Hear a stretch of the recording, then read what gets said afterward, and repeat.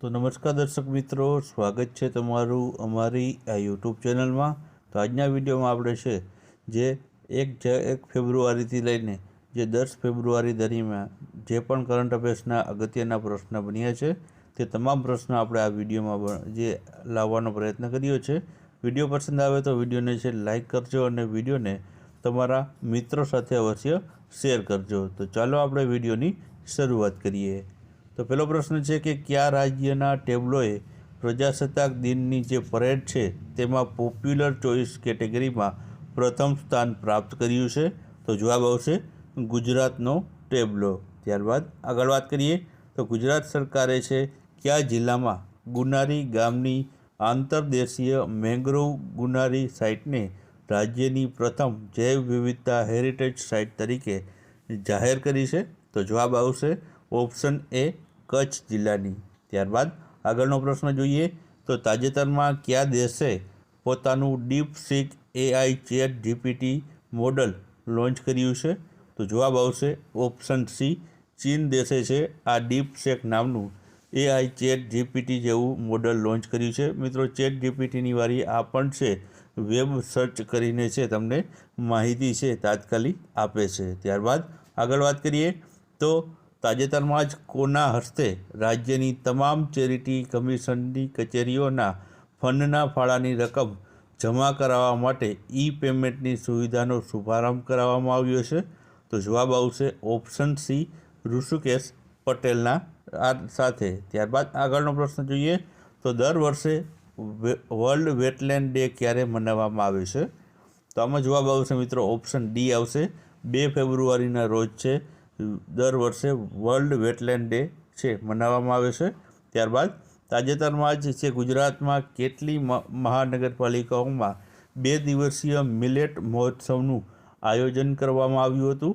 તો જવાબ આવશે ઓપ્શન ડી, 7 મહાનગરપાલિકાઓમાં છે આ મિલેટ મહોત્સવનું આયોજન કરવામાં આવ્યું હતું. ત્યારબાદ આગળનો પ્રશ્ન છે કે વિશ્વ પુસ્તક મેળો 2025 છે તે કયા સ્થળે છે તેનું ઉદ્ઘાટન કરવામાં આવ્યું હતું? તો જવાબ આવશે ઓપ્શન ડી, નવી દિલ્હી ખાતે મિત્રો છે આ વર્લ્ડ બુક ફેર જે વિશ્વ પુસ્તક મેળો 2025 છે તેનું ઉદ્ઘાટન કરવામાં આવ્યું હતું. ત્યારબાદ ભારતની ડિજિટલ ચૂકવણી પ્રણાલીમાં યુપીઆઈનો જે હિસ્સો છે તે 2024 સુધીમાં વધીને કેટલા ટકા થયો છે? તો જવાબ આવશે 2024 સુધીમાં ઓપ્શન એ, 83% જેટલો યુપીઆઈનો ફાળો મિત્રો છે તે આ ઓનલાઈન જે ચૂકવણીમાં રહેલો છે. ત્યારબાદ આગળનો પ્રશ્ન જોઈએ તો તાજેતરમાં જ કોને અમદાવાદમાં સાબરમતી રિવરફ્રન્ટ કોર્પોરેશનના ચેરમેન બનાવવામાં આવ્યા છે? તો જવાબ આવશે ઓપ્શન બી, આઈપી ગૌતમને છે બનાવવામાં આવ્યા છે. ત્યારબાદ આગળનો પ્રશ્ન જોઈએ તો તાજેતરમાં જ નાણાપ્રધાન નિર્મલા સીતારમણે 1 ફેબ્રુઆરી 2025ના રોજ કેટલામી વખત બજેટ રજૂ કર્યું છે?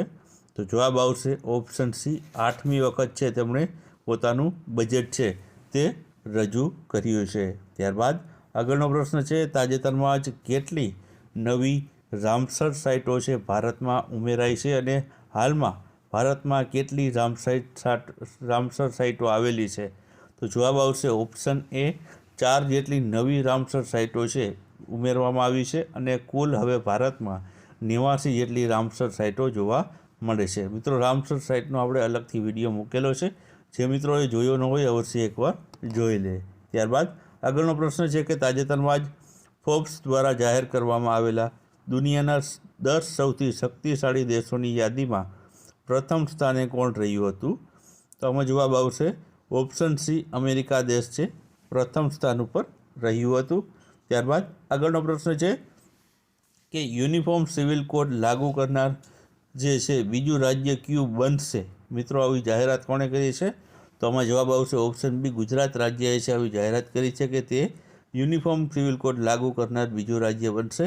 પ્રથમ રાજ્ય પૂછવામાં આવે તો સ્વતંત્રતા પછી મિત્રો પ્રથમ રાજ્ય છે ઉત્તરાખંડ રાજ્ય છે કે જેમણે યુનિફોર્મ સિવિલ કોડ લાગુ કર્યો છે.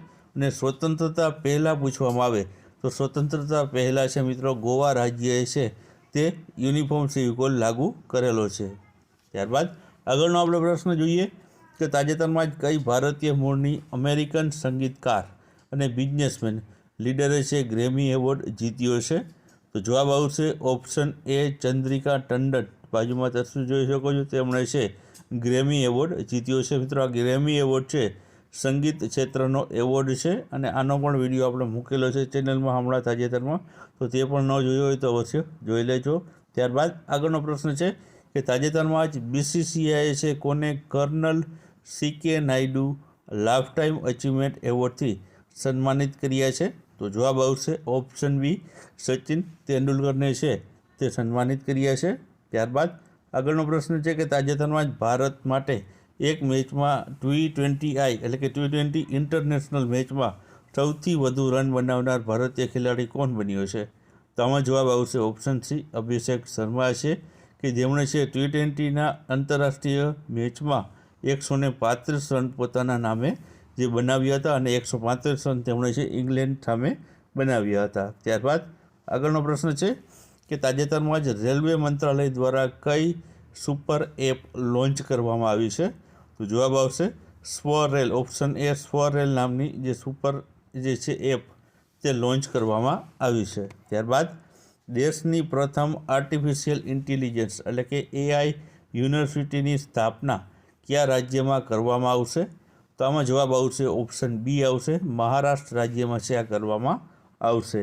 ત્યારબાદ આગળનો પ્રશ્ન જોઈએ તો રામસર કન્વેન્શન ઓન વેટલેન્ડ હેઠળ માન્યતા પ્રાપ્ત જે વેટલેન્ડ સિટીની વૈશ્વિક યાદીમાં જોડાનારા ભારતના પ્રથમ 2 શહેરો કયા છે? તો આમાં જવાબ આવશે ઓપ્શન બી આવશે ઇન્દોર અને ઉદયપુર. આ 2 શહેરોને છે મિત્રો વેટલેન્ડ જે સિટીની યાદીમાં છે જે સમાવવામાં આવ્યા છે. ત્યારબાદ આગળનો પ્રશ્ન છે કે કેટલા રૂપિયા સુધીની આવક ધરાવતા ટ્રસ્ટોએ હવે 10 વર્ષે રજિસ્ટ્રેશન રિન્યૂ કરાવવું પડશે?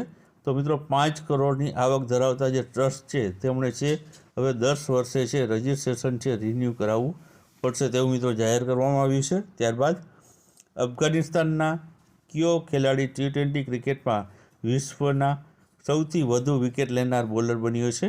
તો જવાબ આવશે ઓપ્શન બી આવશે રાશિદ ખાન. ત્યારબાદ આગળનો પ્રશ્ન જોઈએ કે તાજેતરમાં જ સમાચારમાં રહેલી શ્રવણ તીર્થ દર્શન યોજનાની શરૂઆત છે મિત્રો ક્યારે કરવામાં આવી હતી? તો જવાબ આવશે 2017માં મિત્રો છે આ શ્રવણ જે છે તીર્થ દર્શન યોજનાની શરૂઆત કરવામાં આવી હતી. વિજયભાઈ રૂપાણી મુખ્યમંત્રી હતા તે સમયમાં મિત્રો છે આ યોજનાની શરૂઆત કરવામાં આવી હતી, જેમાં રાજ્યના જે વડીલ નાગરિકો માટે છે શ્રવણ તીર્થ દર્શન યોજના છે આ શરૂ કરવામાં આવી હતી. ત્યારબાદ આગળ વાત કરીએ તો અંડર 19 ICC મહિલા T20 વર્લ્ડ કપ 2025 હાલમાં કોણ જીત્યું છે? તો આમાં જવાબ આવશે ઓપ્શન બી આવશે ભારત દેશ છે આમાં વિજેતા બન્યો છે અને આનો ડિટેલમાં વિડીયો આપણે મૂકેલો છે, આ વિડીયો જોઈ લેજો. ત્યારબાદ આગળ વાત કરીએ તો તાજેતરમાં જ 2 વખતની ગ્રાન્ડ સ્લેમ ચેમ્પિયન સિમોના હોલેપે ટેનિસમાંથી નિવૃત્તિની જાહેરાત કરી છે, તો તે કયા દેશની છે? તે જવાબ આવશે આમાં ઓપ્શન સી આવશે રોમાનિયા દેશની તે ખેલાડી છે જેમણે તાજેતરમાં જ છે આંતરરાષ્ટ્રીય જે છે ટેનિસમાંથી નિવૃત્તિની જાહેરાત કરી છે.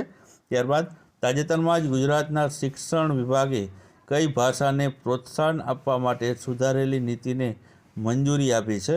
તો જવાબ આવશે આમાં ઓપ્શન સી આવશે સંસ્કૃત ભાષાને. ત્યારબાદ આગળનો પ્રશ્ન જોઈએ તો તાજેતરમાં જ કેટલામાં સૂરજકુંડ આંતરરાષ્ટ્રીય હસ્તકલા જે મેળો છે તે ફરીદાબાદમાં યોજાનો હતો? તો જવાબ આવશે આમાં ઓપ્શન સી 38મા નંબરનો આ સૂરજકુંડ આંતરરાષ્ટ્રીય હસ્તકલા મેળો ફરીદાબાદમાં યોજાનો હતો. ત્યારબાદ આગળનો પ્રશ્ન છે કે ભારત કયા વર્ષે ચંદ્રયાન 4 એટલે કે ચંદ્રયાન 4 મિશન છે તે લોન્ચ કરશે?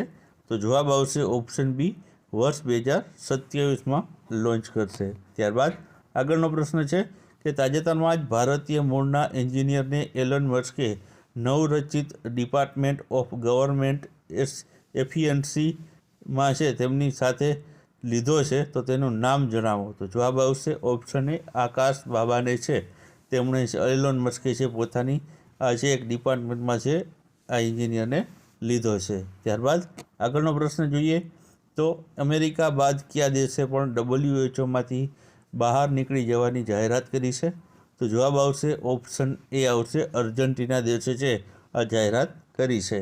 ત્યારબાદ આગળનો પ્રશ્ન છે કે તાજેતરમાં જ ભારત અને કયા દેશે છે ગ્રીન હાઇડ્રોજનના ધોરણોને આકાર આપવા માટે હાથ મિલાવ્યા છે?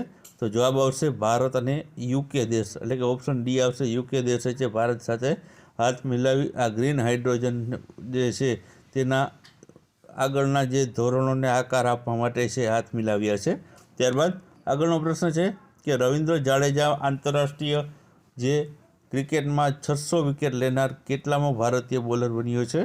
તો જવાબ આવશે ઓપ્શન સી આવશે, 5મા નંબરનો તે ભારતનો ખેલાડી બન્યો છે જેમણે આંતરરાષ્ટ્રીય સ્તરે છે 600 વિકેટ છે તે લીધી હોય. ત્યારબાદ આગળનો પ્રશ્ન છે કે તાજેતરમાં ગુજરાત મ્યુનિસિપલ કોર્પોરેશન ક્રિકેટ ટુર્નામેન્ટનું આયોજન છે કોના દ્વારા કરવામાં આવ્યું હતું? તો જવાબ આવશે ઓપ્શન ડી આવશે, ગાંધીનગર મહાનગરપાલિકા દ્વારા છે આનું આયોજન કરવામાં આવ્યું હતું. ત્યારબાદ આગળનો પ્રશ્ન છે કે તાજેતરમાં કયા સ્થળે છે RRU Gujarat road safety authority અને ગાંધીનગર જિલ્લા પોલીસના સહયોગથી રોડ સેફટી જાગૃતિ રેલીનું આયોજન થયું હતું?